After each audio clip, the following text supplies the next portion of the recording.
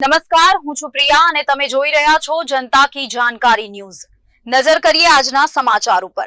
રાજ્ય સરકાર દ્વારા ગેરકાયદે રીતે ફટાકડાનો સંગ્રહ કરી ફાયર સેફટીના નિયમોના ઉલ્લંઘન અંગે કાર્યવાહીની સૂચના આપી છે। ત્યારે વઢવાણ નાયબ કલેક્ટર મેહુલકુમાર ભરવાડ અને મામલતદાર સુરેન્દ્રનગરની ટીમ દ્વારા ફટાકડા તપાસ હાથ ધરી હતી, જ્યાં 80 ફૂટ રોડ પર જિંતાન ઉદ્યોગનગરમાં લાયસન્સ વગર ફટાકડાનો સંગ્રહ કરેલ 826 બોક્સની કિંમત મળીને અંદાજે ₹40 લાખનો મુદ્દામાલ સીઝ કરાયો હતો, જેમાં ચિંતનકુમાર શાહ નામે લાયસન્સ ગોડાઉન જિગ્નેશભાઈ શાહનું હોવાનું ટીમે જણાવ્યું હતું।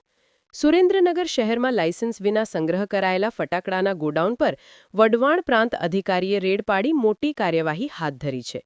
શહેરના જિંતાન ઉદ્યોગનગર વિસ્તારમાં ગુપ્ત બાતમીના આધારે કરાયેલા આ ઓપરેશન દરમિયાન ગોડાઉનમાંથી વિશાળ પ્રમાણમાં ફટાકડાનો જથ્થો જપ્ત કરવામાં આવ્યો હતો।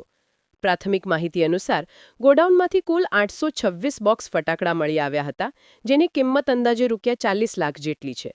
તપાસમાં ખુલ્યું છે કે આ ગોડાઉન લાયસન્સ વગર ચલાવવામાં આવી રહ્યું હતું અને કોઈપણ પ્રકારની સુરક્ષા વ્યવસ્થા વિના ફટાકડાનો સંગ્રહ કરવામાં આવ્યો હતો।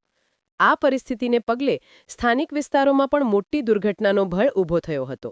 વઢવાણ પ્રાંત અધિકારીની ટીમે સમગ્ર જથ્થો સીલ કરી આગળની કાર્યવાહી શરૂ કરી છે। આ સાથે જ ગેરકાયદેસર રીતે ફટાકડાનો સંગ્રહ કરનારા ઇસમોમાં હડકંપ મચી ગયો છે।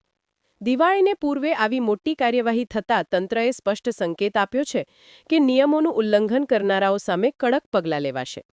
સ્થાનિક લોકોનું કહેવું છે કે જો સમયસર આ ગોડાઉન પકડાયું ન હોત તો કોઈપણ સમયે મોટી દુર્ઘટના સર્જાઈ શકતી હતી। અધિકારીઓએ જણાવ્યું છે કે આવનારા તહેવારો દરમિયાન આવા ગોડાઉનો પર સતત નજર રાખવામાં આવશે, જેથી નાગરિકોની સુરક્ષા સુનિશ્ચિત થઈ શકે। સુરેન્દ્રનગર રિપોર્ટર મહેશભાઈ ઉતેરિયા।